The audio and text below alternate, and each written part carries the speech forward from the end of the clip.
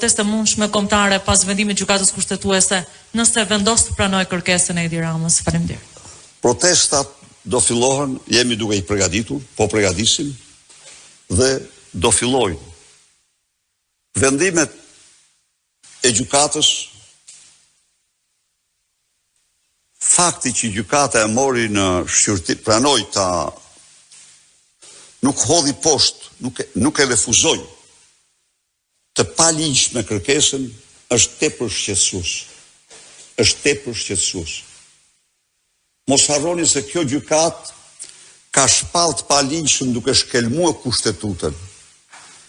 30 deputet të opozitës që paraqiten kërkesë për çështjen time.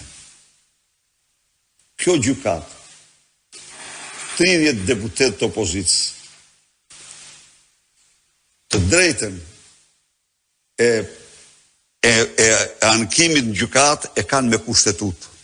Gjykata tha jo, në mënyrën më primitive, në një akt banal, primitiv të turpshëm, në një shkemblim të kushtetutës. Dhe kjo gjykatë, në një nënshtrim, pranoi kërkesën, pranoi për të vlerësuar kërkesën e kryeministrit në emër të lubis, avokat kryeministri për lubin. E kuptoni ju? E kuptoni se ku është katandisë Shqipëria? Prandaj dhe